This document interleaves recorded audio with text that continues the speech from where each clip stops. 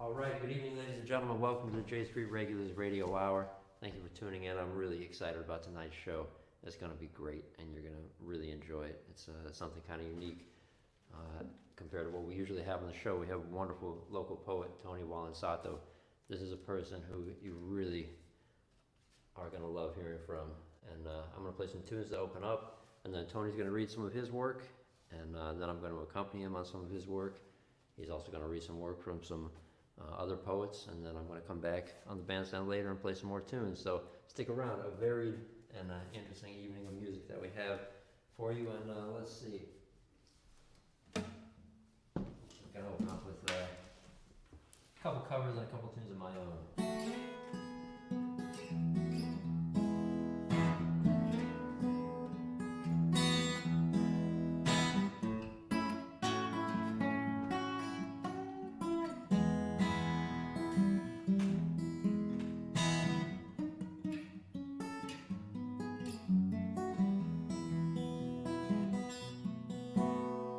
Buckets of rain, buckets of tears. Well, I got all these buckets coming out of my ears. Buckets of moonbeams in my hand. You got all the loving, honey, baby, I can stand. A little red wet, a little red white. Well, I ain't no monkey, but I know what I like. I like the way you love me strong and slow. I'm taking you with me, oh honey, baby, when I go.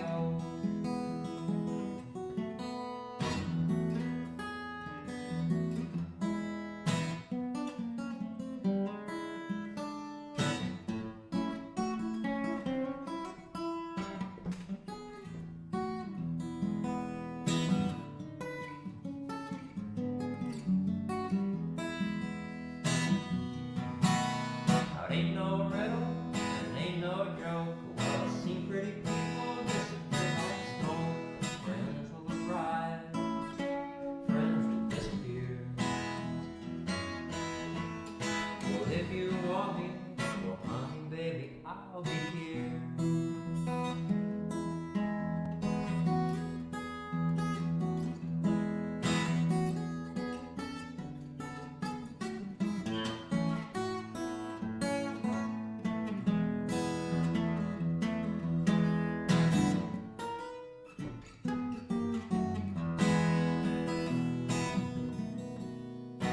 Life is a drag, life is a bust. Well, all you can do is do what you must. Well, you do what you must do. You do it well. Do it for you now, honey, baby, can't you tell? I do it for you, honey, baby, can't you tell?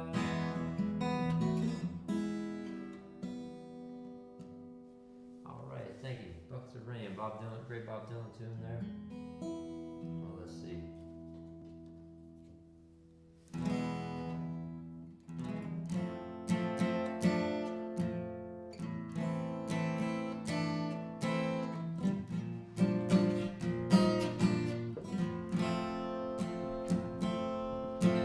Time went so quickly, I went lickety-split. Well, out to my old 55.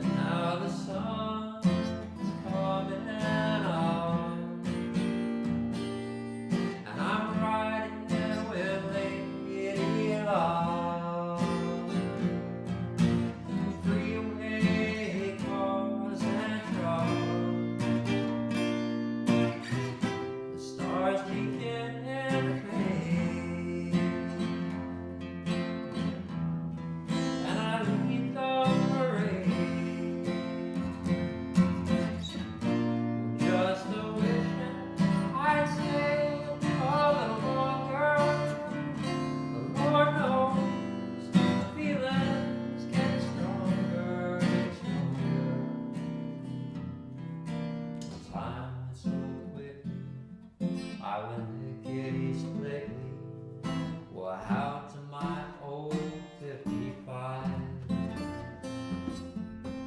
drove away slowly. I was feeling so holy. God knows I was feeling alive. And now the sun's coming up. I'm riding with lady luck. The freeway cars and trucks. The freeway cars and trucks. The freeway cars and trucks. Fading into the morning light there, as Tom Waits does on the record, the freeway cars and trucks. We'll got a couple more tunes for you here, and then I'm gonna have Tony Wallin-Sato come to the stage and begin reading. So stick around, you're really gonna love it. Let's see, I think I have maybe a couple more tunes here. I wanna play a song, let's see. Play a song that I've been playing a lot recently, but I like it a lot. We just talked about trains, so this is about a childhood memory of mine. Growing up just outside of Eugene, Oregon, and on the edge of town, and we would hear this noise in the evening, and I wondered what it was. At one time, my dad told me that it was the evening train, and that stuck with me. And I have a very clear memory of that time of life when it was late in the summer and the sun was up so late at night that we could even go outside and play after dinner. It really blew my mind.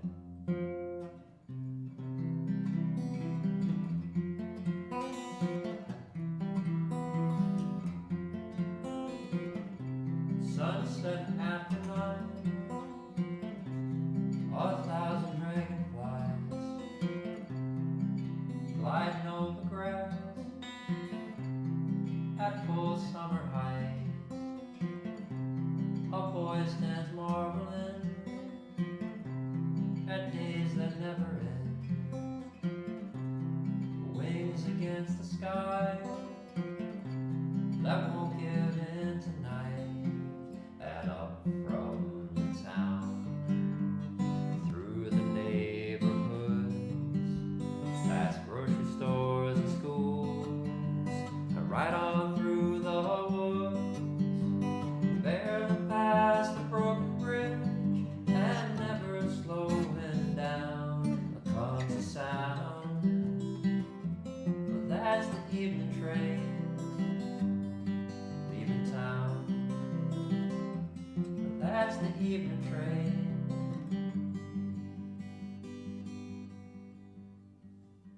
leaving town.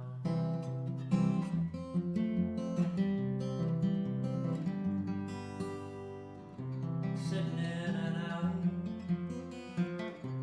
on a cracked old plastic chair, an old man with an old guitar lays a tune on the air. Wind stirs the dust like a spirit round his feet, and soft to his tired ears comes a memory down from the hill, across the broken bridge, through neighborhoods and schools, and right on down the ridge, the canyons of the city. Slowing down, comes a sound. But that's the evening train leaving town. But that's the evening train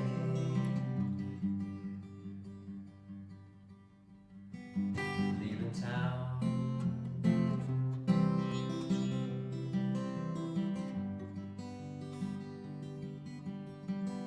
Sometimes a distant echo wakes me in the night from a dream that's rumbling and tumbling out of sight. The breeze outside lullabies the leaves, sunning just like summer sun,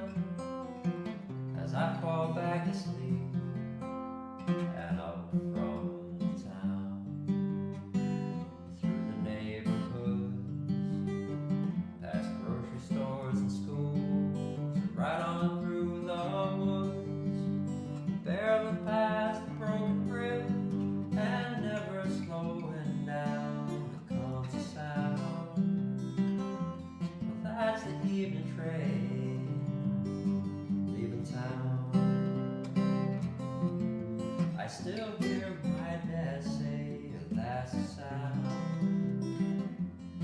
of the evening train.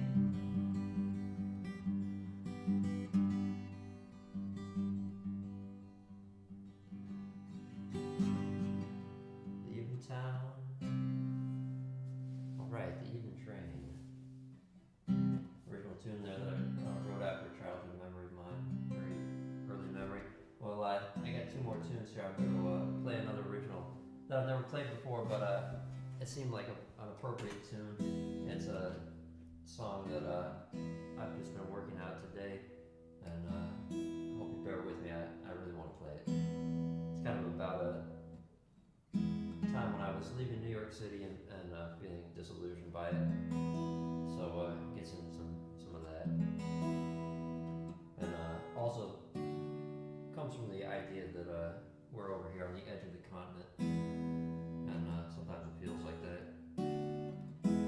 I was born on the edge, I'm going back that way.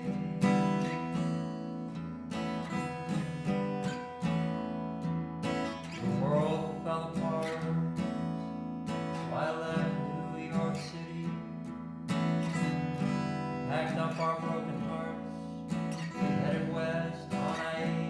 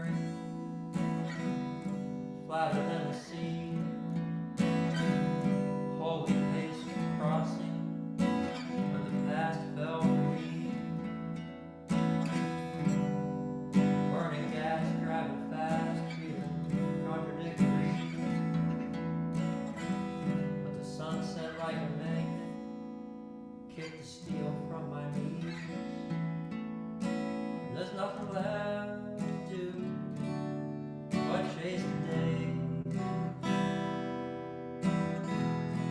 On the dark shore of night breaks the promise of the waves. California's gonna fall in the sea one day. But I was born on the edge, I'm headed back that way.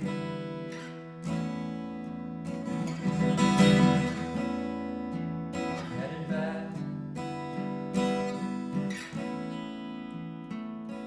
and I think I'll stay.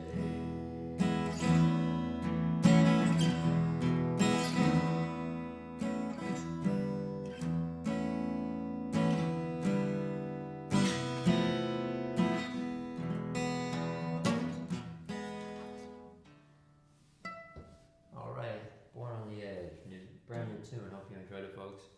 And I don't think that sticks in the repertoire. I think it's maybe working a couple lines there. But all right, well, I'm gonna play one more tune here because I think it kind of will help. It may set the mood for the evening. I'm have to say once again that I'm super excited about this show, folks. Super excited. Not just about this show, but about every other collaboration coming here with Tony, and just knowing that this guy is in our community and around here and making poetry, and that's a really exciting thing. So I think after you see him read, you're going to be as excited as I am. Right now, I'm going to bring him on the bandstand with one more tune. This is a Tom Waits one.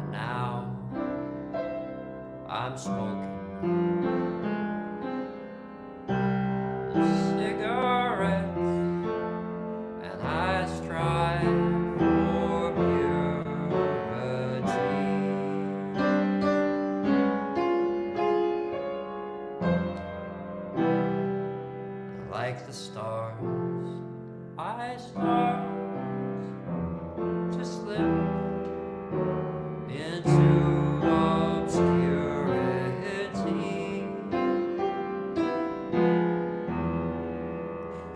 And every time I hear that melody,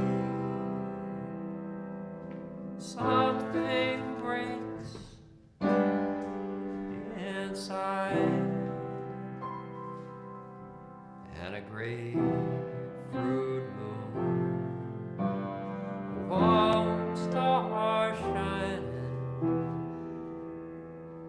is far too big to hide.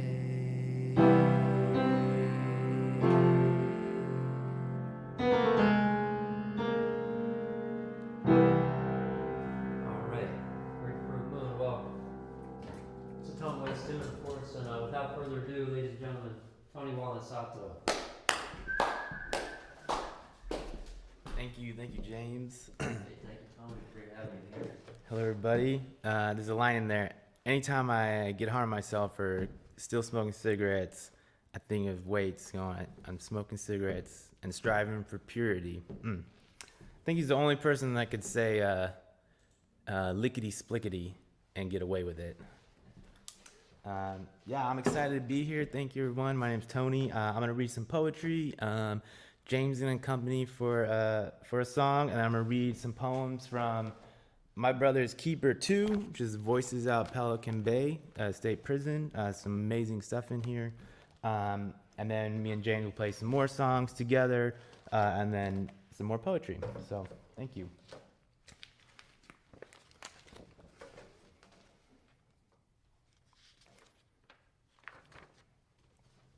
My brother Mark, if you're watching, this one's for you. LWAP. Who's playing right now? Mark asked on the cliff, hugging curves parallel to the Pacific. I was too preoccupied by the power of the saxophone lifting the sun to answer. Silence and stillness are sometimes the best response. Just like John Coltrane is necessary for 5 a.m. drives to a prison too far from anything. We parked in front of the parolee pickup sign, 3 COs chatting away as if they weren't gatekeepers of torture.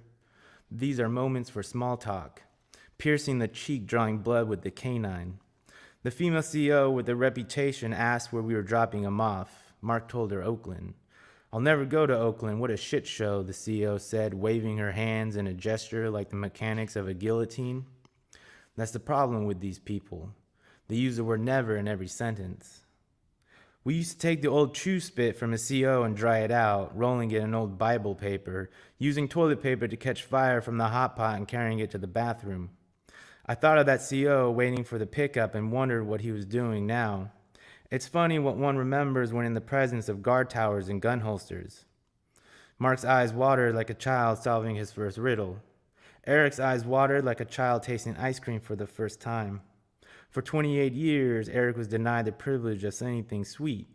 Today I saw the face of a man giving back that freedom. Mark asked, how does it feel to be out? Eric counted the hawks he only saw from the other side of the fence. He hugged the redwood tree and stroked the soft fibrous bark. Before today, this sort of act could get him sent to the hole. The prison defines compassion as contraband. Eric looked for the words like a search party out at sea.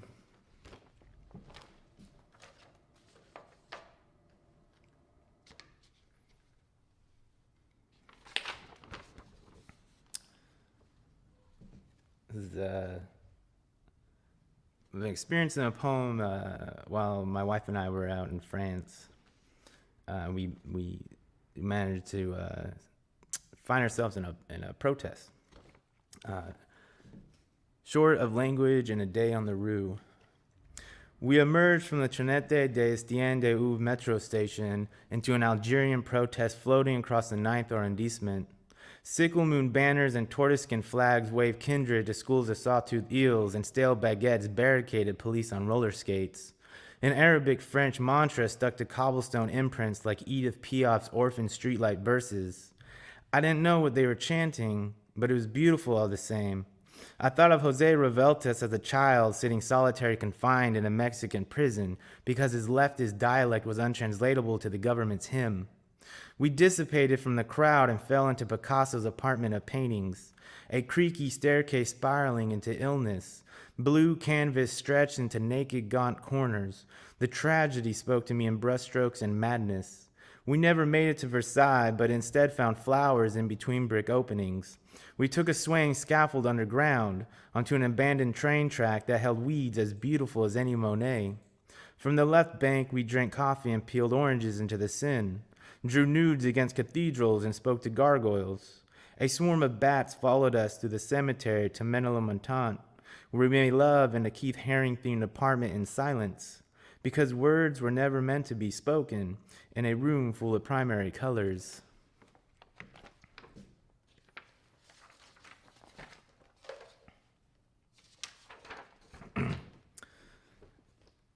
This is her birthday.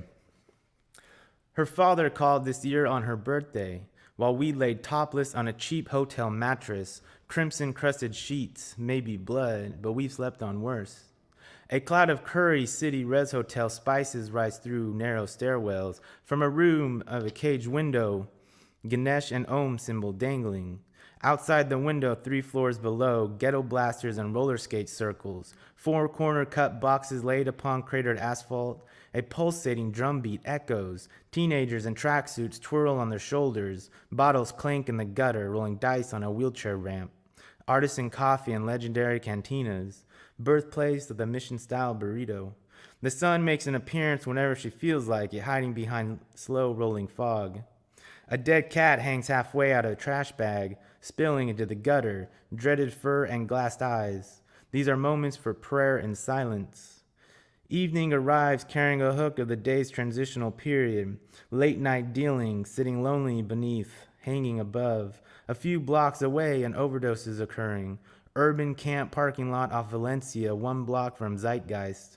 Paramedics and firemen like clowns exiting a funny car, but this is no funny matter. But it's her birthday, and her father remembered to call.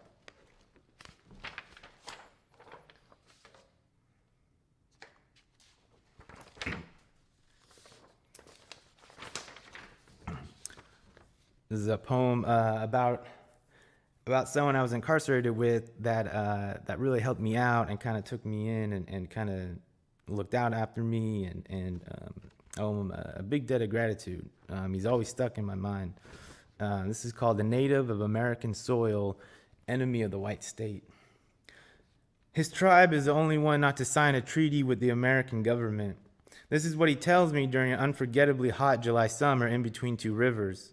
The 2 water sources are the San Joaquin Delta and the Mucalumni River, but we never see them. We are stuck at Consumnes, beneath gunner towers and chew-spitting army vests wearing racist assholes wielding guns in which they can't even spell the names of.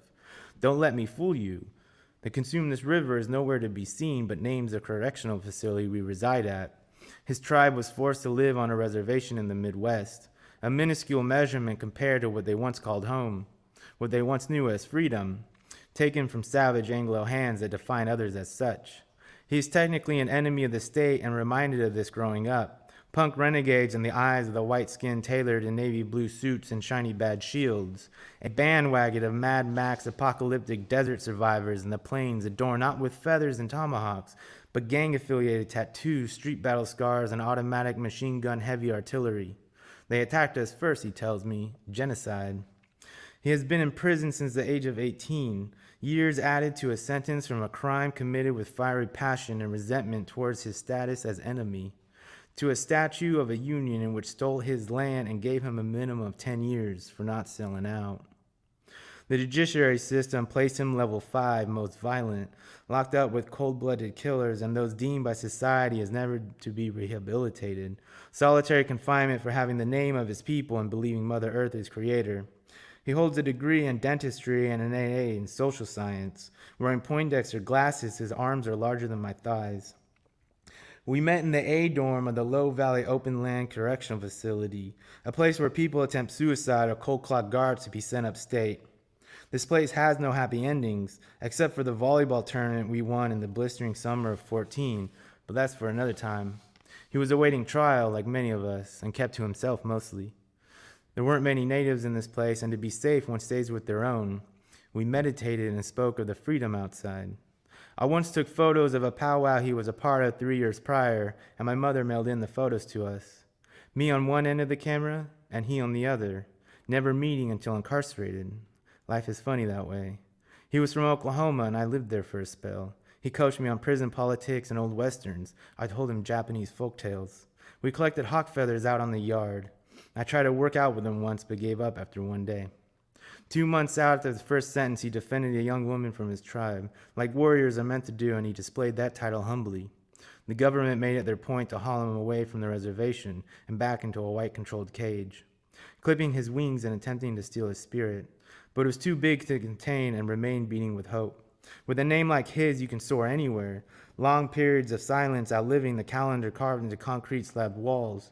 Today he still sits quietly listening to the wind and taking advantage of school opportunity prison sometimes offers.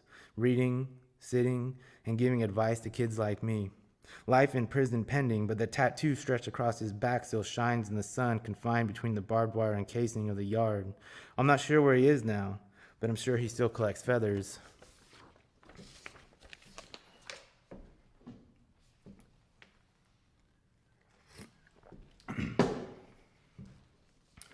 It's the LA poem. It's a street funeral.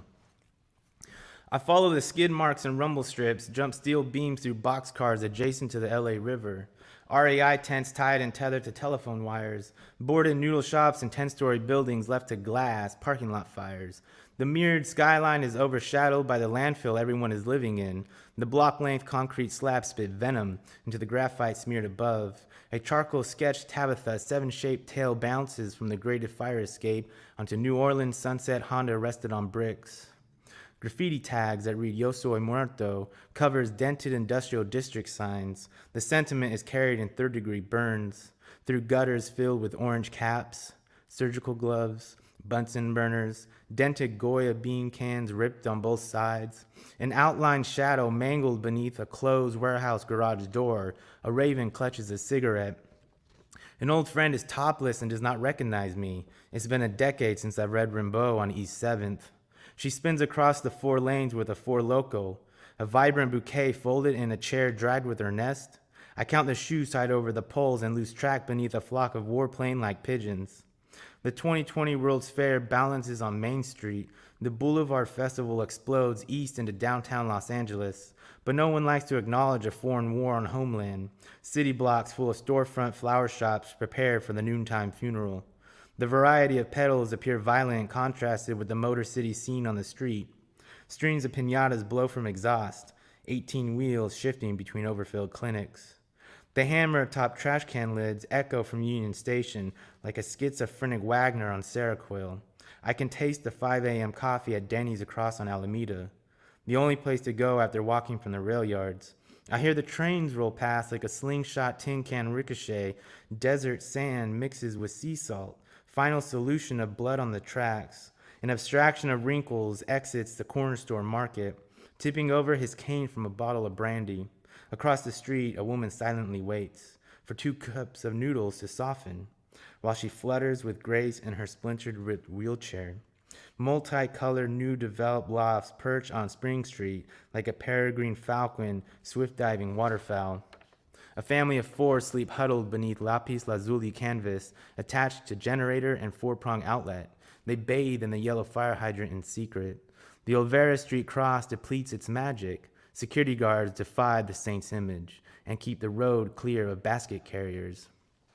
Our Lady Queen of Angeles Catholic Church sits empty and starless. An old cigar-faced woman throws rose petals across the plaza and palm trees, tracing her steps with melted Mary Candlewick. Little Tokyo is an illusion across from Chinatown's crumbling dragon. Old men kneeling atop mats light incense. Early morning cooks squat against milk crates with Chinese cigarettes and Sapporo tall cans.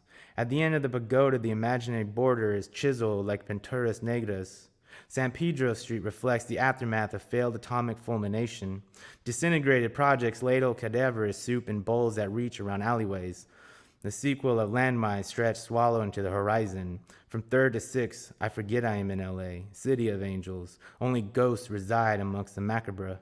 In the midst of the Jean Genet play before me, there is a shopping block encased by chain-link fence, high-end, high-brow, nearly empty retail outlets, designer wear and not a single imitation, third-wave coffee with organic beans and imported sparkling tea. Those inside do not see over the wall, only the reflection from the downtown skyline. The flower district's corolla withers into alkaline. A posy of orange marigolds flitter in the late morning tempest. The funeral is ready to begin.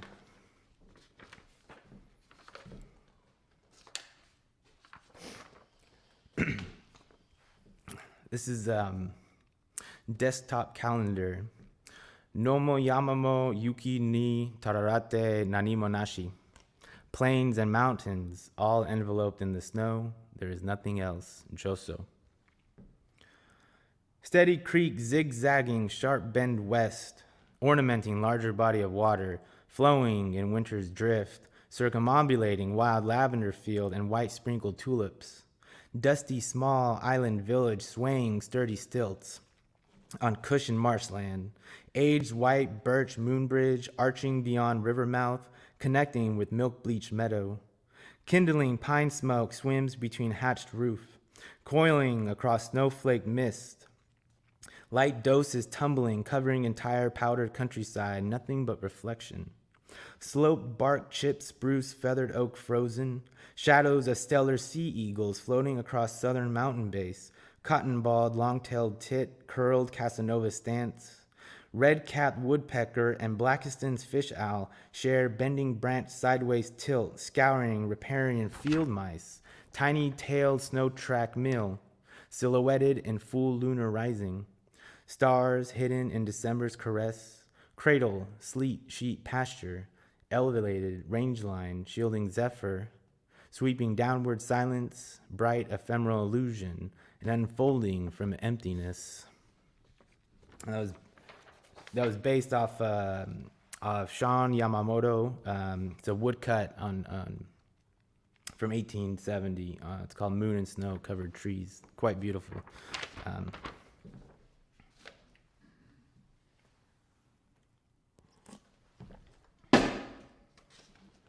Right, I got a prose piece right here. It's called Hotel Life. I lived in hotels for quite a while. Larry taught me how to live out of a Motel 6. Not just one, all of them. North side, south side, west and east. Living is a stretch. More like nap stations. We weren't natural disaster refugees, but maybe we weren't far off. My mother liked Larry. He looked like Kimbo Slice, but laughed like Duke Ellington. He made sure I never slept under a bridge. He was like Too Short with fortune cookie phrases. I met him as a fry cook at a river dock restaurant. The ones where the waitresses sing and someone's uncle always had a heart attack. The ones where you have to wear a trash bag doing the dishes or you'll have to throw away your clothes after the night shift. The ones where Narcan comes in handy when you least expect it and all the popular deep-fried hush puppies are sold out.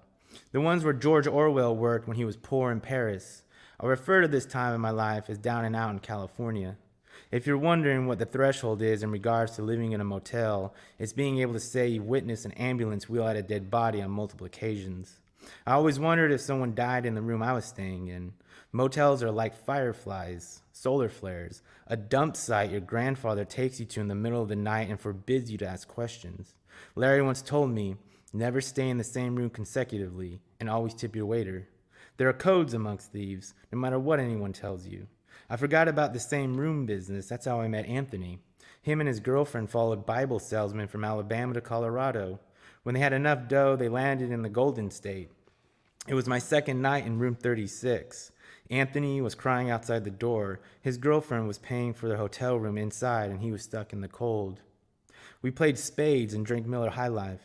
My mother liked him too, a Southern prejudice they could both relate to. I took Anthony to my business to help their room fees. Business is a stretch. More like a 60 Minutes episode, which means we played a lot of pool, rode the train across town, and watched the sunset across the riverbank. The city was not kind to them. One day he didn't answer his phone. One day I found the room empty. One day they were gone.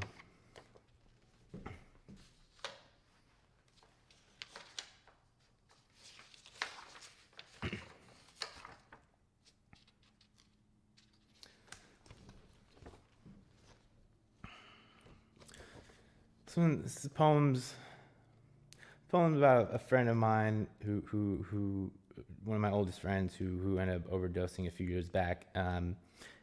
But really about like the memories that we hold on to and the things that we experience when we're younger and the things that we hold on to. And you want to throw away these bad experiences. But with people, if there's no more experiences being made, you don't want to get rid of them, even if they're bad. And so that's what this poem is about. Good times. I slid the syringe from her neck like snipping thorns from a shrub rose. Mahogany eyes rolling like corner pocket cutthroat shot. Her unfolding like the death of spring. She smelled of camellias, her breath lavender. I followed her irises to the place we all believe is real. A place behind head where altar flowers wither and Billie Holiday lyrics. A record player spun warped in her girlfriend's bedroom. When I think of all the good times that I've wasted, having good times. But the girlfriend was long gone, blowing off steam from a reoccurring fight that led her to me. Her floral patterned spaghetti strap stuck to her butterscotch skin like gift wrap sliding into the bent charred spoon. Summer nights in the Central Valley offer no reprieve. The fever dam's impulse like a hungry tourniquet. Her breathing resembled Cocteau's slender fingers twirling charcoal above the playwright manuscript. Folded over in reverie, I remembered our childhood together. Before our neck crevices were an open woodland, before we produced dandelions, before a vein meant more than humor, back when I didn't need to recall her soft features like diamonds. I choose to store this away because it's all I have. She's gone now, to a place I do not know where. Maybe there are birds there. I know she liked them when she was here.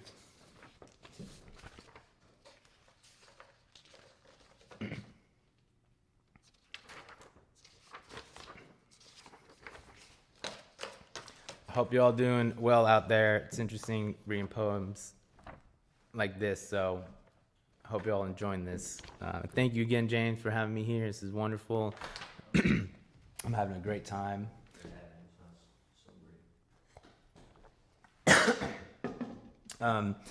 This is an interesting poem. This is the first kind of poem I've done where it's called Orizuru. It's like origami, folding origami, but it's a poem in between the instructions on how to fold origami. All you need is a single square piece of paper. Her soft hands glide across the underbelly of salmon. The gods dance the volcanic watershed drifting between Ishikari and Tensho rivers. Fold diagonally in half one side of the paper. Fold again along the dotted line. Fold the flap back, squash fold the flap down. Bare feet trample straw mats. Entire village feasts late October. Little ones and elders share ceremony. Green fields fade, cherry blossoms crumble. Flip the project over. Repeat the last steps, then fold along the dotted line. Squash fold this flap down. Her palms held to heart, and forehead kisses swept dirt. First season salmon enter through windows. The fire goddess whispers to the spirits. The base is complete. Fold the side flap center, crease unfold. Her older siblings are called to uniform. Mongolian oak lose their crimson. Bamboo juts snow like a dorsal fin. A red-crowned crane eclipses Mount Asahi's setting sun. Fold flap from the other side. Center crease unfold. Fold top down, repeat. Crease unfold. The salmon become rose sponge apparitions. Rice fields evaporate into state hands. The currents carry bones of crane. Shinto shrines are squat upon. From the crease, lift the top flap. Petal fold. Lift up, push, and slides along crease. Flatten along creases. Turn over, repeat on other side. Her innocence is disturbed as an old man's dream of warplanes and kamikaze explosions. Her family dispersed like 75mm shell casings. Fold side to center, crease unfold, fold to other side. Crease unfold, petal fold, bird base is now complete. She steps over leper children, wooden sandals sinking in flesh.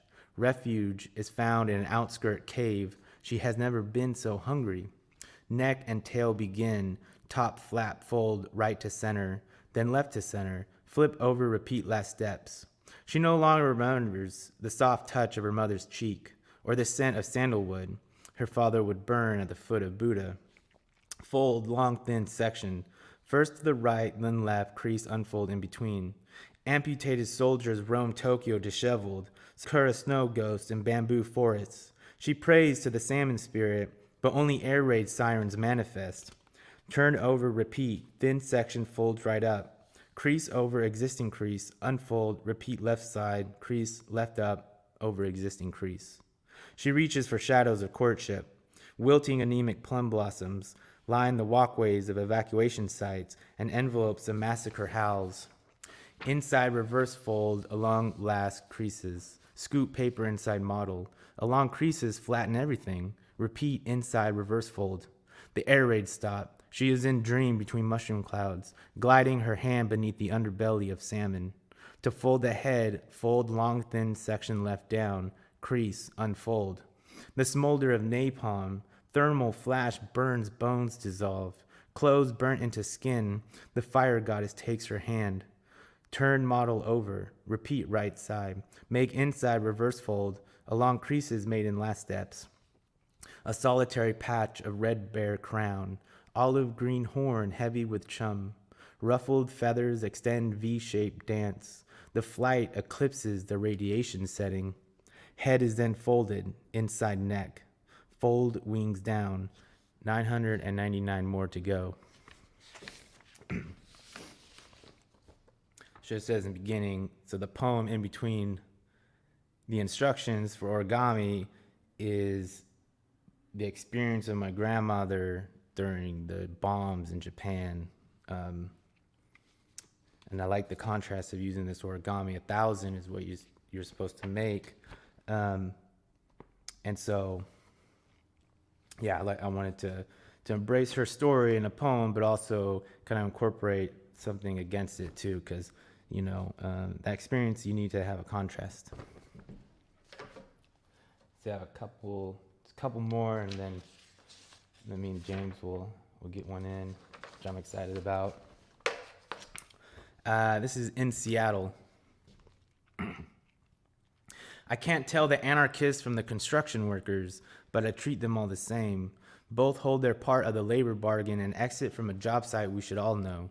Are they leading a movement or building one? Capitol Hill manifests midnight vigil across from a boarded up precinct. I am enamored over the August expressions in a sizzled state like lizards burning over an underpass fire. Death is etched in the signature of the graffiti memorial stretched across the corner liquor store, operated by a man with an eye patch and a store clerk with a short left stub. Black combat boots, nose piercings, matted green shag, and construction hats lean over flames that slowly wave like half-mast POW flags.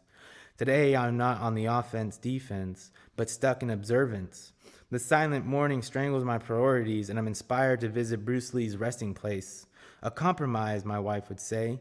You can't be everywhere all the time. My friend Jack delivered necessities for mutual aid this year in the midst of rubber bullets and Central Valley heat that was never buried. No matter what the media tells us. Berkman warned us of the news. I worry if Jack remembers his medication. High doses for a mind that leans heavy on a gatepost. When he calls me at 2 a.m., I will have my answer. Hoping he isn't sitting in the jailhouse psych ward for having an episode he cannot control. He's never been to Seattle, but I will describe it to him in my next letter. A few miles west along the Sound, an old fortune teller tells me 2/3 of farm stalls and Pike Place were operated by Japanese. After the internment, there were none. There are none. Empty. Absent. Fog lights harbored the Constellation drip across the Duwamish waterway. The bridge is raised for a barge filled with merchant marines in wool coats and short-billed caps. Mount Rainier resembles Mount Fuji overlooking the valley. The sidewalk wax glow is transfused by shadows, and I find myself on a northern island beyond the skyline. Intimacy abandoned like soap suds spiraling down the bath drain, and free-range rabbits roam small grass patches along rocky shorelines and old town squares. An empty museum coughs. Emerald fog separates spruce trunks from maples and hides the waning moon. An independent bookstore owner tells me his cousin used to represent my district in politics. Voted out for incompetence, he says. His wife pops in from the back and recites a grocery list complete with cigarettes and kerosene. I enjoy her laugh. He asks if I'm visiting for political reasons or vacation.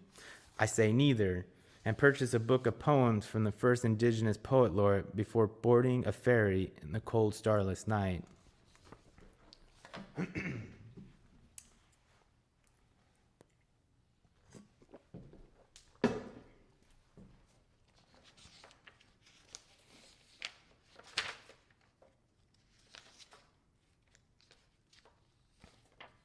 I got 3 short ones. This is In the Zendo. If anyone meditates, this should resonate. We stare at blank white walls, reflections like disturbed river surfaces. Soon the walls come alive, rotating like film wound too loose around a wheel.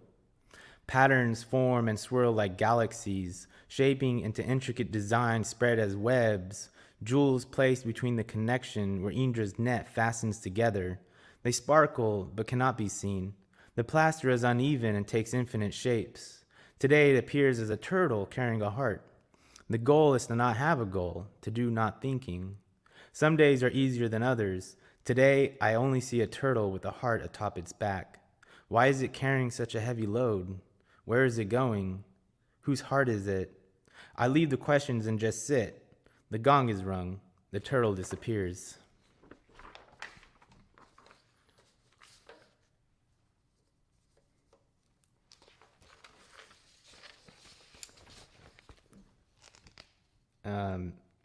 When I was in Madrid with my wife and her family, we were walking the street, and there was this woman who was playing the violin, and we had talked to her, and then down the street there was a gentleman playing the tuba, and they were married, and they were telling us they've been married for like 40 years, and they play every day, and then they have lunch together, and they go back to their street corners, and they play. It was just like one of the most beautiful things I've ever heard in my life. So this is Madrid violinist. Lonely violinist frozen in the frame of my 50-millimeter dimension, protecting the tiny corner of space on the uneven Spanish sidewalk street. Her gentle strokes of the bow sliding back and forth from the G string to the A string harmonize a mantra that rings from the Calle Mayor to the Mediterranean, defending against negativity with each bend of the elbow and vibrato of the forefinger. They are all unaware of this selfless act of compassion as they stroll and slither past her statue-like stance, chiseled from tourmaline healing crystals frozen in time.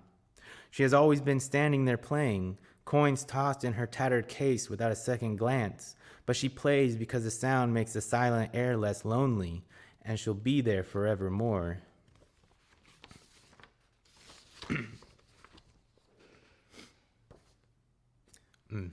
So a short one. This is coming into SF after leaving Mount Tamalpais. I don't know if you ever know that. Kind of like living in Humboldt and then going to the city. It's like jarring. But when you live in the city and come back and into an isolated area or into a forest or something, and you go back into the city, it's like a sensory overload. Coming into SF after leaving Mount Tamalpais. High rises, balcony drops, bar after bar, karaoke spots, Thai cuisine in between sushi nests, professional street corner dwellers, uphill, downhill, motel lounges to more transient walls and voodoo lounges, black magic, turn right, stairs and stoops, endless windows, doors of entrances that lead straight to exits. A woman sleeps on the sidewalk atop a sheet of tinfoil. I mistake her for dead. A few steps further in front of a church, another sits in lotus, picking her feet with her mouth. I walk past a long line of the broken-spirited. The smell hits me first. They are gathered in front of Mercy Housing. The sound of jackhammering rings in my head.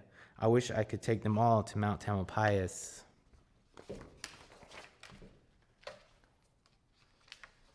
you care to accompany me, James? Beautiful. So yesterday, me and James, we played.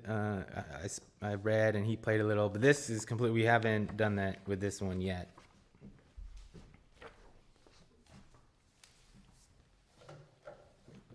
Truly, Totally experiment.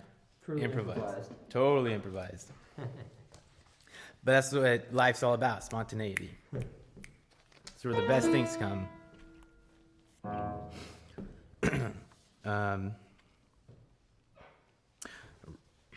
Ready, my friend? All right. All right. This is a poem that's is actually influenced or inspired by a Gary Snyder poem that's very similar, describing 6 places. And I kind of changed the title. It's called 3 Cranes, 3 Dragons, 6 Realms. All right. What to do in Monterey. Follow the whales on an old skiff in April. Collect sand dollars along the playground of your shoreline. Run wild in Dennis the Menace Park. Climb the train, hang like a monkey, backflip off the conductor's roof. Get lost in the vine-wrapped maze, slide down the metal sheet in the middle. Jump from the airplane made of cold steel, bruise every bone. Wrestle atop the dunes from marina to seaside. Tumble your way into the ocean, rolling across warm sand, cool breezes. Attempt to fight breaking waves and let the salt float your body. Take your shoes off at the entrance of Ichiriki. Eat sushi while you kneel onto Tommy mats. Order furomake from the Korean market and have a picnic at Lover's Point. Get breakfast from Del Monte Cafe and watch the model trains while you wait for coffee. Explore the abandoned buildings of Fort Ord. Break windows, rip out tile, collect old military photographs. Get your haircut at the commissary, eat candy afterwards. Go to the old Legion Hall to eat Thanksgiving turkey. Listen to war stories displayed on illegible medals. When the sun sets, skip barefoot along Asilomar State Beach. Pocket shells and talk to the pinnipeds sunbathing at the wharf. California sea lions, harbor, northern elephant, northern fur seals. Drive the 17-mile road through Pebble Beach to PG along the peninsula. Stop at Salvador Dali's castle, drink wine, take your shirt off. Bring a quart of cheap wine to Big Sur. Follow Bigsby Creek to the cabin Kerouac lost his mind in. Walk through Carmel Valley staring from the headlands and follow the river. Take your grandmother to the hairdresser to listen to Asian wife gossip. Listen to her stories, watch game shows in a language you don't remember. Visit the old tin can roof alley joints lost in time. Read Steinbeck along Cannery Row. Eat rare steak at the whaling station. Abalone cliff dive. Keep shells for gifts. Listen to blues at Sly McFly's, whiskey in hand. Eat garlic ice cream. Pick cabbage, turnips, raspberries, apples, grapes. Rub aloe vera along cuts and bruises. Listen to labor unions squabble and anarchists kick cans, hands, and pockets. Read the handmade signs that read farms need water. Read the old signs that read boycott Delano. What to do in Sacramento. Catch crawdads in the creek behind Mission Park. Float down the American River every day of summer. Jump off the Red Bridge 60 foot, holding your breath. Afterwards, grab a nut burger from the little food shack. Try to catch the chickens roaming the parking lot. Storm the White Castle with picket signs and megaphones. March from the Capitol lawn to West Side through Midtown. Eat ramen at Shoki's, a burrito at Cheetah's, falafel at the Falafel King, all in one day. Ride your bike from Folsom to the Sacramento River. At dawn, visit the Buddhist temple in the town with the Japanese bathhouse. Fish early morning for sturgeon along the delta in early spring, muddy fingers. Birdwatch in the Yuba Bypass wildlife area in autumn. Listen to the bats in summer. Read the French in winter. Sit in the Rose Garden. Spend half a day at the California Railroad Museum. The other half of the California Museum's exhibit on World War II Japanese camps. Hike emerald pools, cliff jump, lay on the rocks. Climb the waterfalls along Highway 50. Get lost in Desolation Wilderness. Summit all the peaks, yodel in the wind.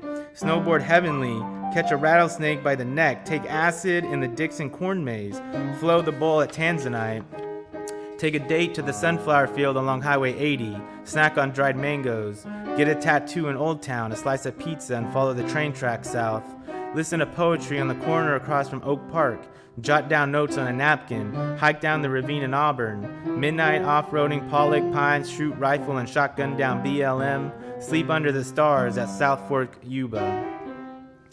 What to do in jail. Learn pinochle, learn spades, learn gin, don't take off your shoes and don't accept handouts. Recite poetry in your head to the pastime. Don't talk politics, keep away from whispers, do burpees, sit-ups, run in place, use the sink for forearm workouts. Don't watch TV often. The news is never good news. Cops is never good TV. Collect anything to write on in graphite. Make extensions for pencils. Stick to a routine and journal every day.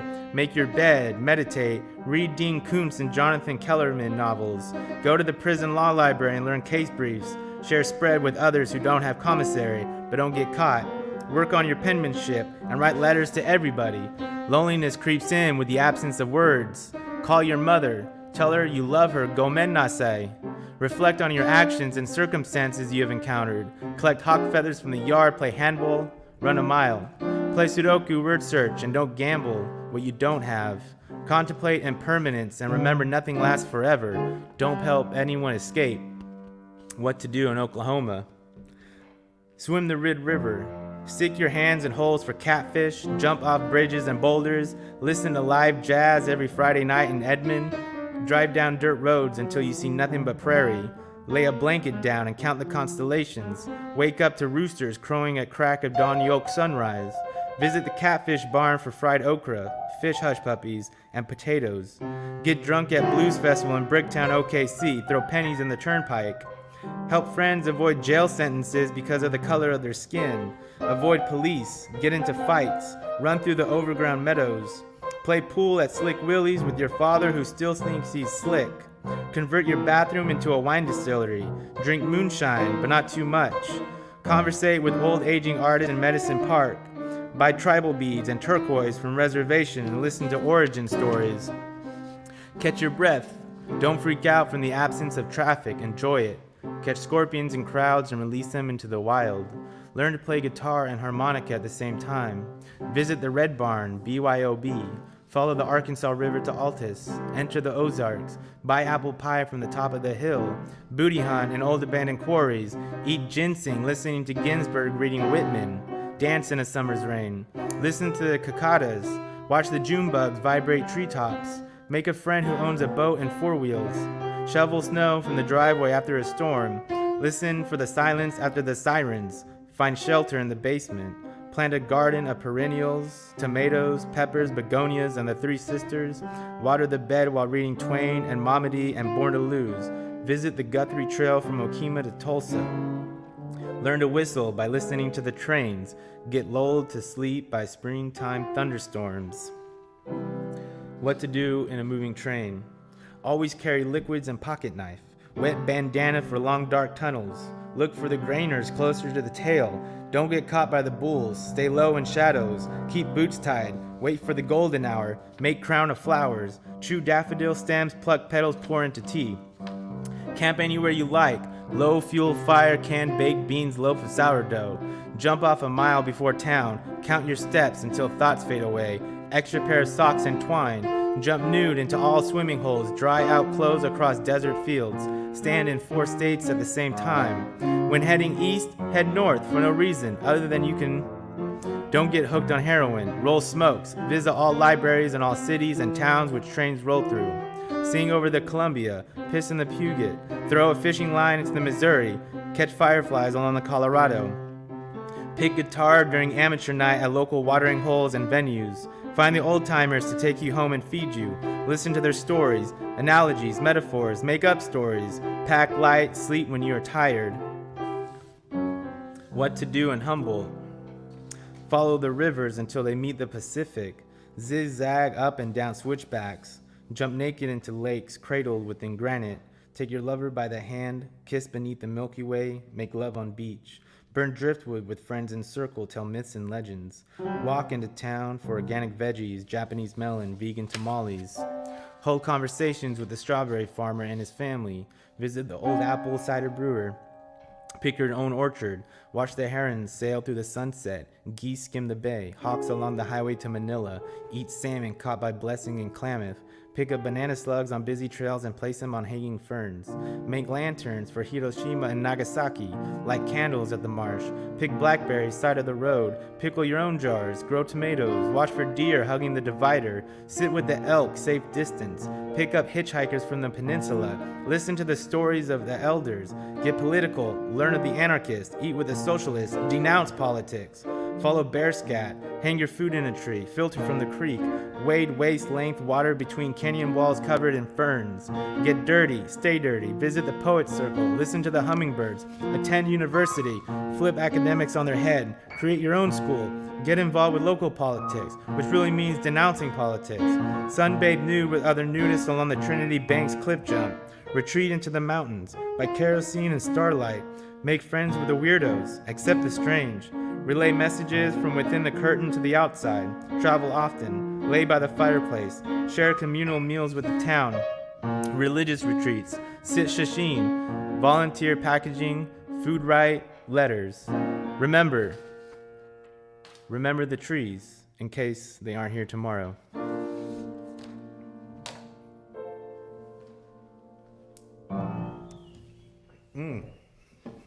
Cool, man. Yeah, That was pretty good for that was first great. time through. Yeah, that was great. I mean, that's a long to improvise on one. That's a long one. That's like 8 pages. So Well, hey, thanks for that. And I'm really excited about doing the other stuff we worked on. me too. Yeah. Hey, that was a ball. I can't wait to listen to that and see what. Yeah, it was so good. I hope everyone out there liked it. That was our first time doing that. yeah, first time on that poem. Tony, I'm enjoying this immensely. Thank you. Very much. I can't wait to come back to this, and you're just telling me when. Yeah, I'm excited for that. Okay, now I'm gonna read some poems from Pelican Bay. From My Brother's Keeper 2.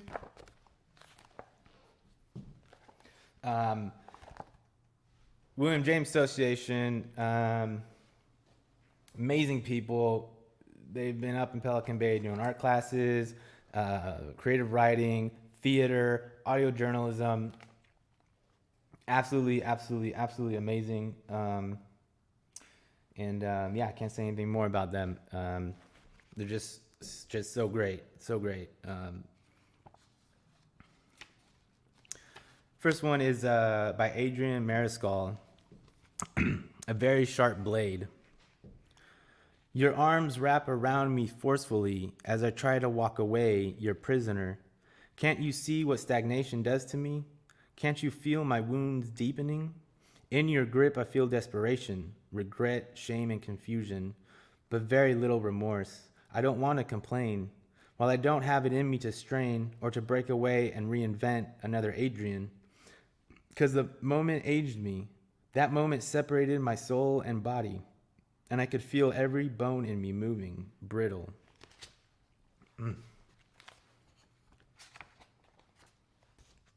This is by Raymond Scott.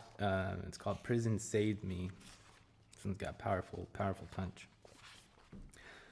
I know you think I'm institutionalized because I say prison saved me. How can the comfort of a prison cell save me? But my warped beliefs normalize death in the street. Therefore, the tear duct in my eyes was surgically removed by the corrupt culture of the street. That's why I say prison saved me. I was a madman full of rage. Resentment was my mode, hate was my throttle, blazing through the street without brakes. I was destined to crash, hit the corner sideways. Now I got the cops on my ass, but I get away unhappy but free. I might have been grateful if prison saved me. However, I'm still in the streets, guns ready to blaze, drugs, alcohol, and the game got me living in a daze, fiending the inside of a cage, visualizing prison yards, hanging with the homies, flipping out within prison bars, ripple, murder, hard killers, frowning up, so I be, you are curious how I say, prison was my saving grace. Can't read, write, or talk, 18 years old, I got trapped in the belly of the beast, that's why I'm thankful that prison saved me. 25 years later, 2 degrees, plus I helped killers earn their GED, rehabilitating their life, turning away from the streets, finding internal peace that you thought you would never see. This is why I'm proud to say, prison saved me.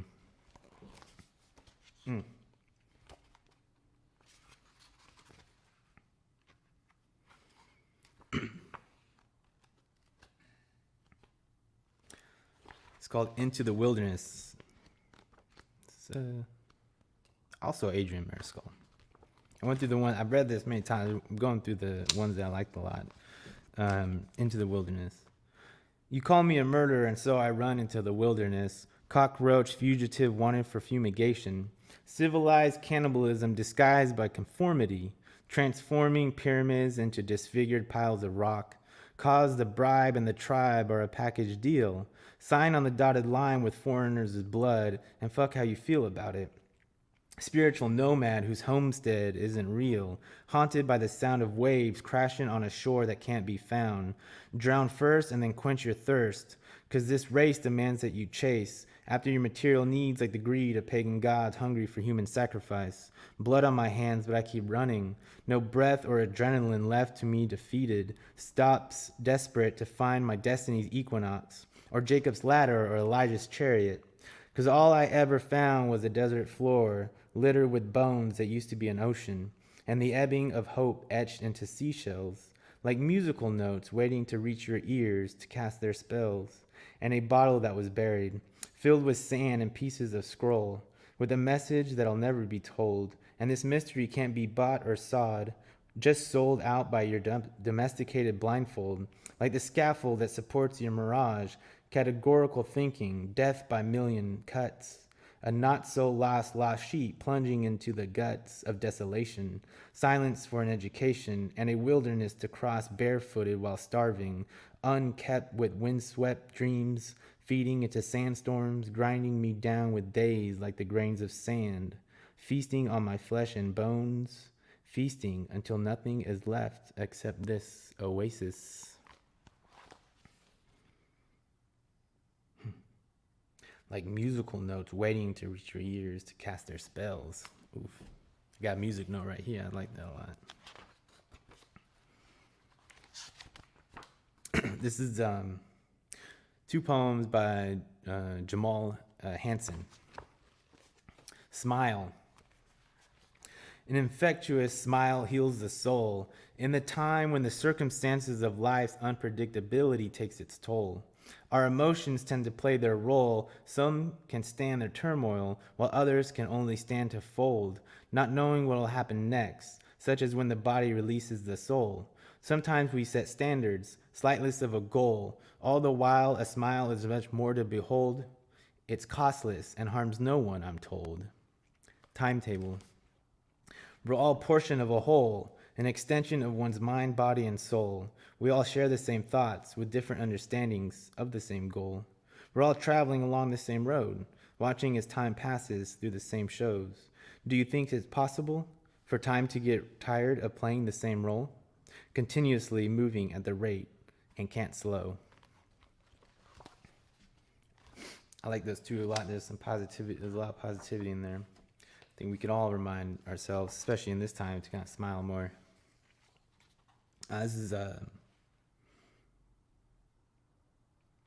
This one is just short, but when I read it, it just really impacted me. This is Human Traffic by James Newman. Whoa, let's set this straight. The scales of justice must be grocery, produce, weights. Cashier judge says I'm state, subhuman, freight. Shelved in forgotten warehouse, obscene, concrete, crate. Unwanted carcass, no expiration date. The shipping label reads Newman E6747 freight.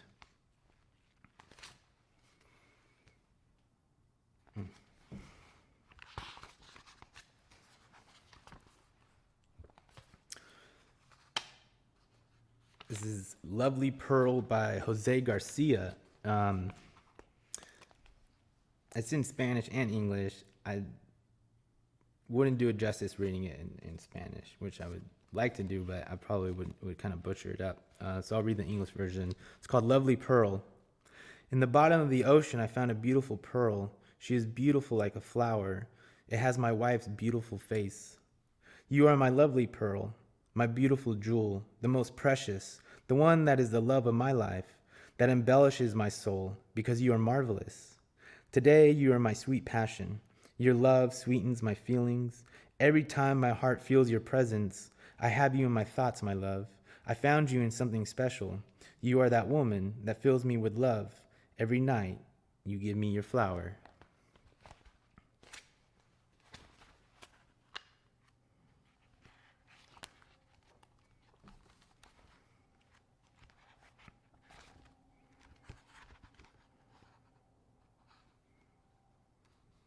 This is Torn Apart by Gang Win.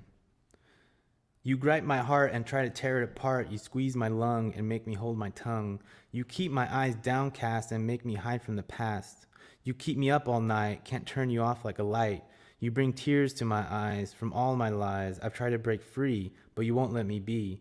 I've tried distractions to be away for a fraction, to hide you with more lies from all these prying eyes. I need to stop my denial. Then will I find myself worthwhile? To make amend, long overdue, to rid myself of you, then call you out by name, my shame.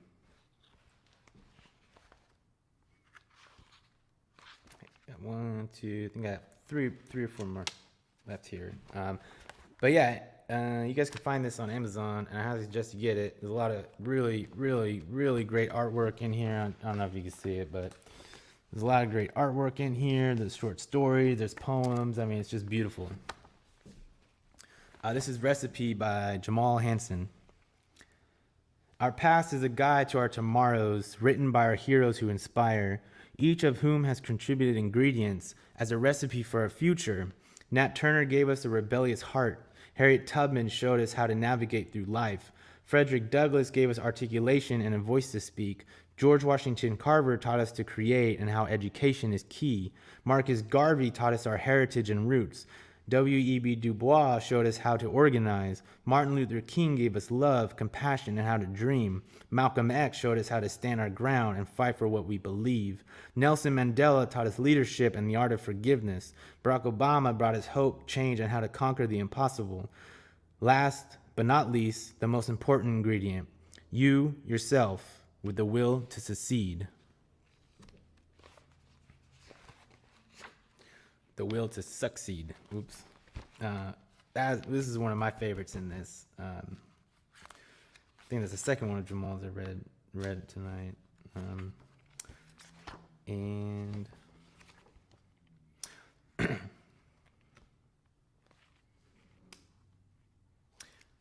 is Ode to Leanne by Brian Yang, who actually is no longer a resident of Pelican Bay, and he lives down the Bay Area.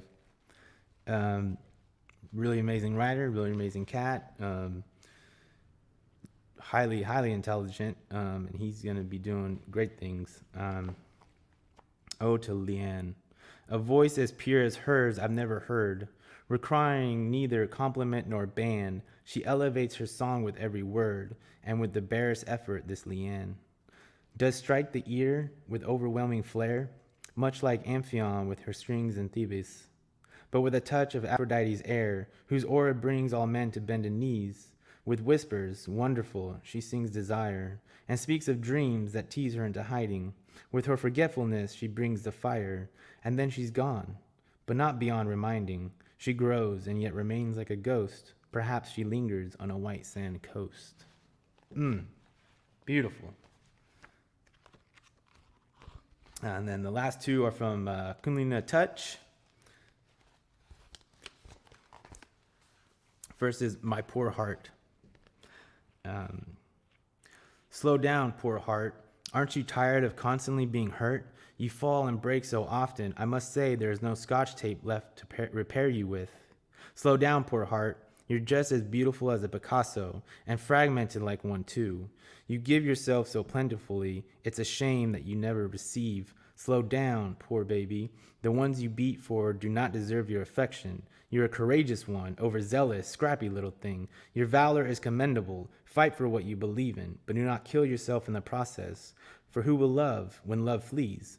You, the one who believes and has faith and is filled with so much hope, but has never felt such a feeling, broken and still beating. Never slow down, poor heart. You're on a profound path.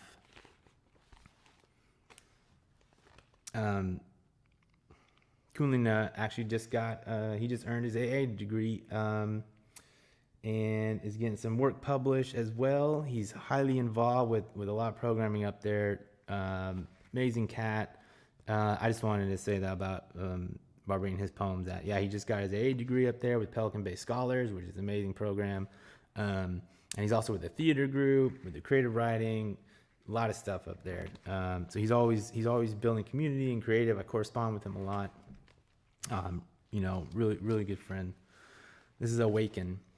The struggle is real, numb inside. You struggle to feel distant. Your innocence is reminiscent, lost with the life you had. With a heart of steel, it starts to pump and you feel like your soul starts to appeal, finally attesting it's real. What is this? Can this be? Like little old me, happily? It really is happening to me. Love. We'll pump the brakes, for God's sake. Is that all that it takes to replace the darkness? Protect yourself.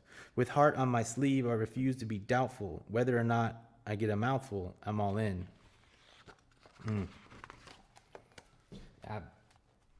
Highly recommend. I'm going to say it one more time. Highly recommend looking this up and getting it. You can get it on Amazon.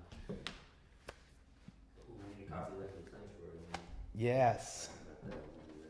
Now I get to reintroduce back James up. I'm excited for this. We're gonna play.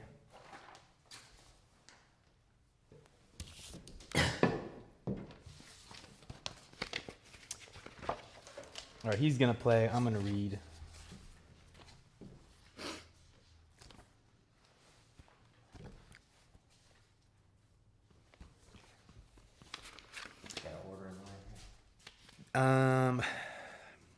Well, the last one we did was the J. Let's go. Actually, how about Poet's Midnight Walk Flashback?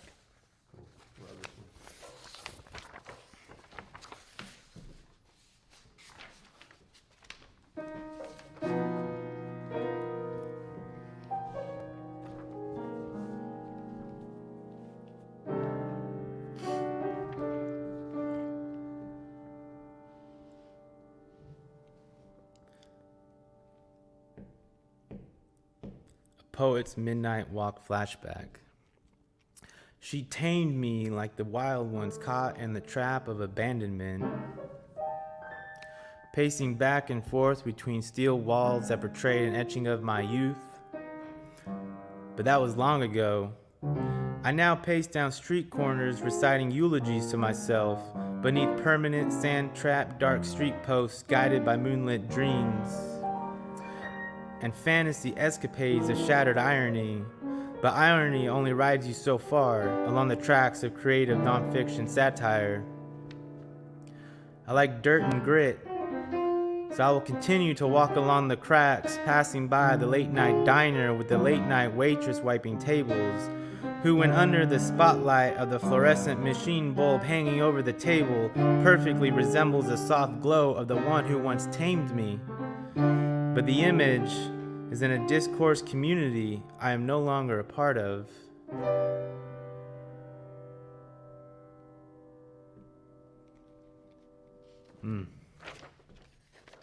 Beautiful. Yeah. Play beautifully, my friend. You write beautifully and you read beautifully. Wow, that's a thrill. Let's do Youngstown Traveler. Yeah. You want to do that one? It's yeah. fast paced, or the yeah, kind of faster paced. Youngstown Traveler. Smoke and blood is the mix of steel. Carl Sandburg. Old coffee grounds filtered in brown-stained holy sock over trash can fire rail yard campsite alone. The sun rises gradually over Eastern Plain Midwestern metropolitan horizon line, outskirt steel-boned skeleton yard illuminated shadows. Army surplus rucksack patch straps sewn back together. 50 pounds equate lifelong possessions, collected junkyard memories. Weathered, sun-dried tobacco leaves, stale, crumbling between Bible paper. Heightened sense awareness, crackling, mind cooking thoughts. Molten steel on steel friction, dragon steam blowing. Momentum barreling between rail ties, broken wood planks. Bloody age, wrinkled hand, crooked arthritic, slung like casted-out fishing hook. Latched tight, wrapping around ice-cold beam, welded tail-end boxcar. Haunted highway, callous left foot, middle toe amputated, firmly resting atop diamond-graded step-up ladder platform. Blowing wind, hitting, kissing, yellow-stained teeth, grinning coyly. Tawdry poetry of clanging metal. sizzling, blasted Kernis coal smoke roasting iron ore. The American dream town, a tiny speck in the distance, on the tracks of Desolation Row.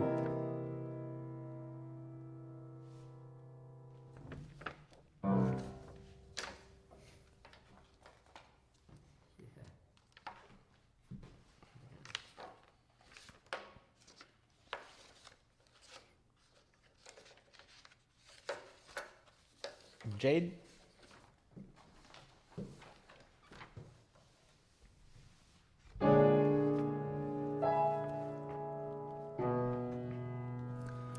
The Jade tenement building. The beauty of things must be that they end. Jack Kerouac, Tristessa. A mosaic of fire escapes pattern cross-hatched corners off 7th, giving weight to the old modernist trope of neglecting the romanticism of desolate bricks lined like a timing belt. Carmen's figure half blended in shadow, lighting a Pall Mall, sulfur expelling. She whistles toward the Greyhound bus station, a swamp of men hacking over bent backs. The bullet glazed corner liquor store, blackened by guarded bars like claws.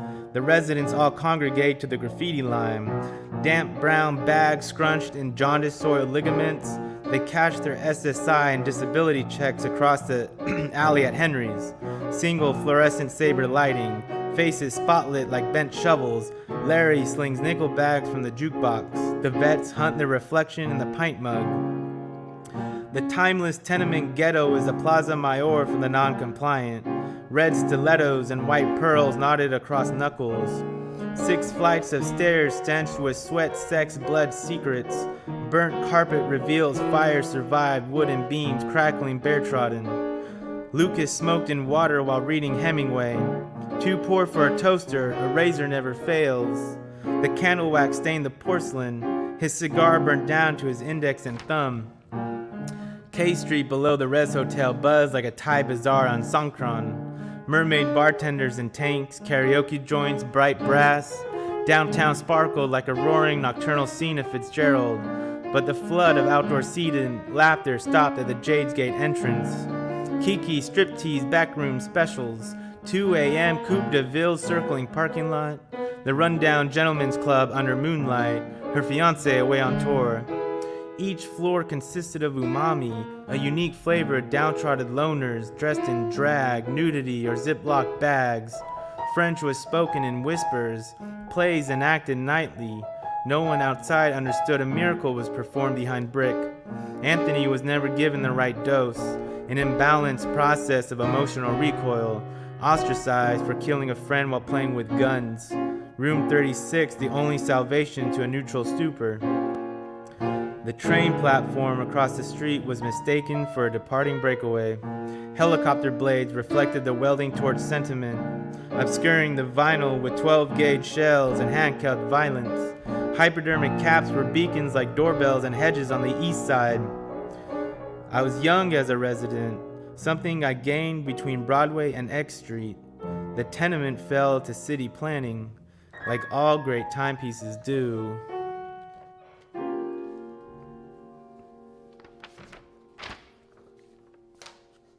Hit it on that one. That end was perfect. Cool. Thanks, man. Trying to ride the wave, man. It's amazing. Great writing. Let's do.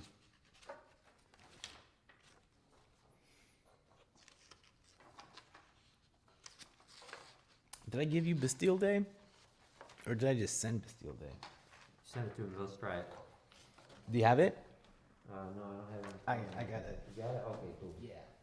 If you're cool with doing another one improvised. Yeah.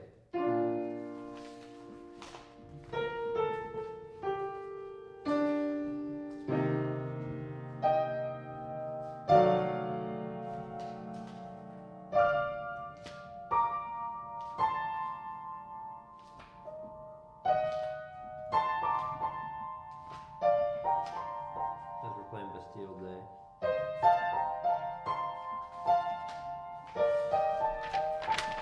Take it to France here to set us up.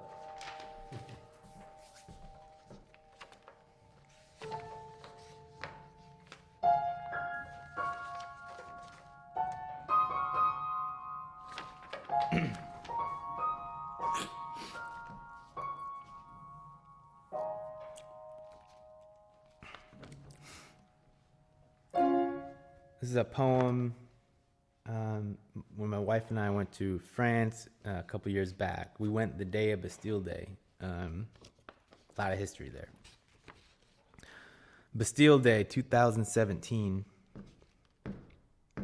We arrive in Paris the morning after Bastille Day, a day after the 45th U.S. president concocted a speech backdrop to a French marching band rendition of Daft Punk. The anarchists questions our presence. They say tattoos are no longer secret monikers. I learned in Spain to tell people we were from California, even if it isn't true. The Rue des Foch is barricaded by a bomb squad, but we have the pleasure to stomp atop masks resembling the Orange Chief. The Arc de Triomphe holds a socialist gathering for refugees, as if to personally tell us our country is failing the partnership.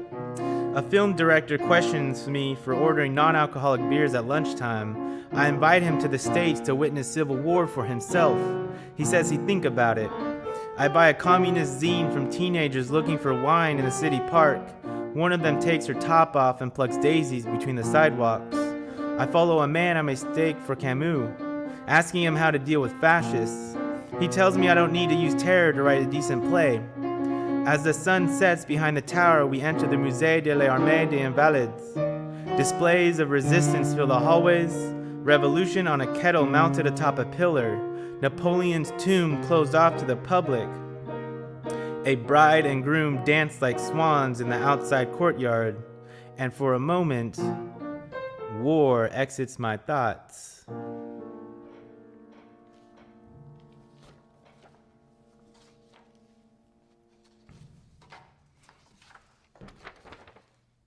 I think we're getting pretty good at this improvising stuff, working together. Yeah, I'll do this all day long. This is great. Yeah. Let's see. I think we should do the New York one last. Oh, yeah. Yeah, I think that makes sense. Bookends, as it were. Right. Yeah. Spanish Nights? Yeah. Oh, yeah. Yeah, I love this one too.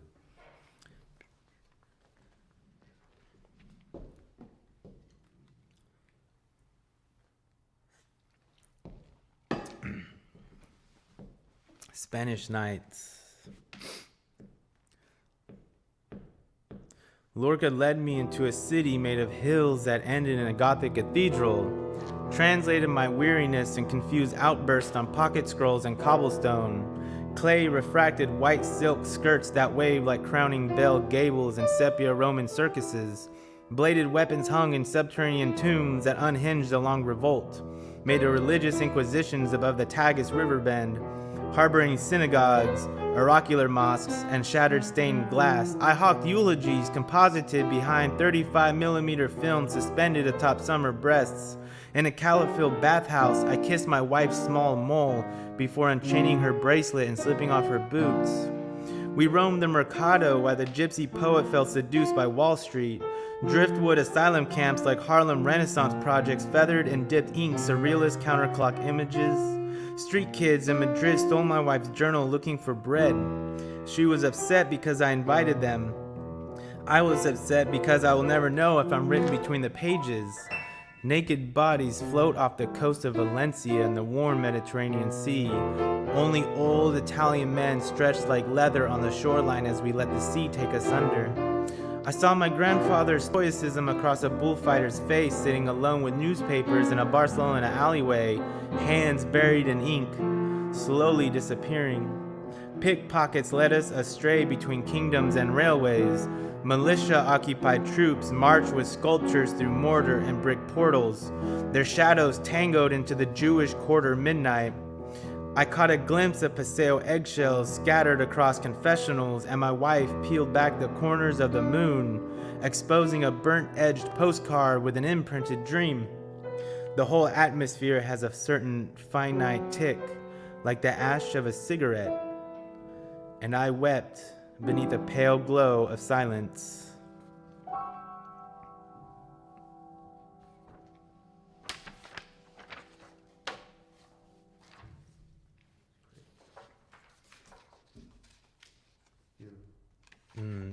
Yes, that was good. I think that we had play these more often together. Yeah, man, we definitely got it. If I have anything to do with it, we're gonna do it again.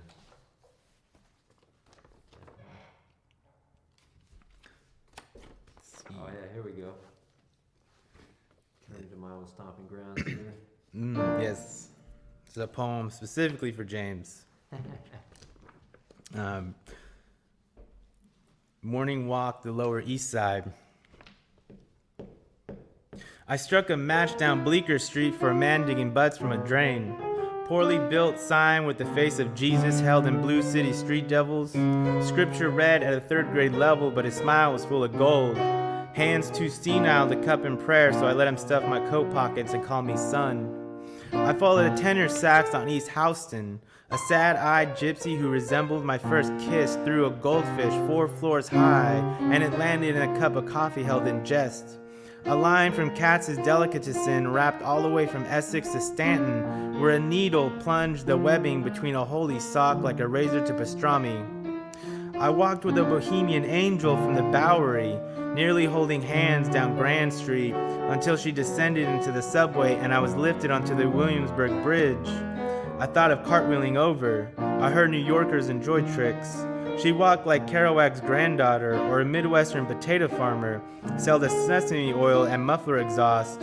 I sketched her scent into my notebook and lit a trash can fire when I finished. I met my cousin in the village for bagels, because what else do you do in Tompkins Square at 9 a.m. on a late autumn's morning? If I drank, I would have been drunk, but I find feeding pigeons more satisfying. Something about their cadence. Charlie Parker was the bird for a reason, trotting along fence posts in search for intimacy. Heavy-handed union men spun about like Broadway stars, collecting lost words from couples leaning on benches. Horseshit piled from unruly police officers in white gloves. A castle made of cardboard tethered to a carousel. A drove of peacoats, pompadours, and Pendletons. My face tattoo is no longer unique. I played chess with a nearly blind man who I swore I was locked up with. Red and black scarf hung below unfastened suspenders, buttoned with 79 governor race pendants. His scars reminded me of the subway grid, tracing them to the power plant outskirts. He said he couldn't recognize me and his memory was fading. You can always tell a jailhouse liar. He checkmated me in 5 moves and peeled a cigar with a rook while he wrote me a poem. Layers of tenement staircases wrapped in ivory lyric. I hopscotched my way across Seward Park through fountains and unicycles, thinking of subway lust and photosynthesis. I picked apart clouds like coat stuffing until a shoeless man with a tweed coat called out to me. He appeared naked before the cloth, a dove palmed in loose wrapping paper. Windstorm of feathers fell by his side and a Brooklyn Bible clung to his pit. An assembly of school children in French missionary clothing separated our convenience. The dove escaped. He used a crowbar to scratch his beard. Had we met hitchhiking in Denver? It seemed possible if he knew my name. New York is funny that way. New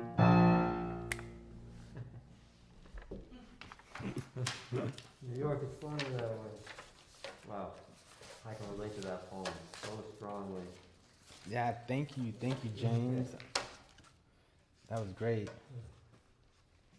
That was wonderful. Tony, wow, bravo. You got any more? Am I closing us out? I'm closing us out here, huh? Yeah, I think, man, You've done. I mean, that was fantastic. I think that's perfect. Wow. To end it on that one. Hey, everybody out there, wherever you are, applaud Tony right now. Thank you. Yeah. And James as well over here, every week playing music for everyone We're definitely out here. having him back again, Tony Wallin-Sato. Thank you so much, man. And Tony and I talked about music quite a bit and poetry a bit before the start of this, and met it, talked a few days in advance and talked just about some songs and what was on Tony's turntable at the moment. And I was impressed by the selection of records. That was a great list. And one of the records was Monk in San Francisco. One of the tunes Tony mentioned was Round Midnight, which is a traditional closer here. So without further ado, this is a song that you can't try to actually think that you'll ever make a statement that's you play it in homage and you come after the people who came before you who honored the song and honored music by playing it. And this song honors Monk, of course. and then it honors all the other piano players associated with him, Bud Powell and Elma Hope, and then for me it honors people that I knew in New York who were masters of this style, and in particular Sasha Perry, who celebrated his 50th birthday this year, so if you don't know who that is, you should always check him out.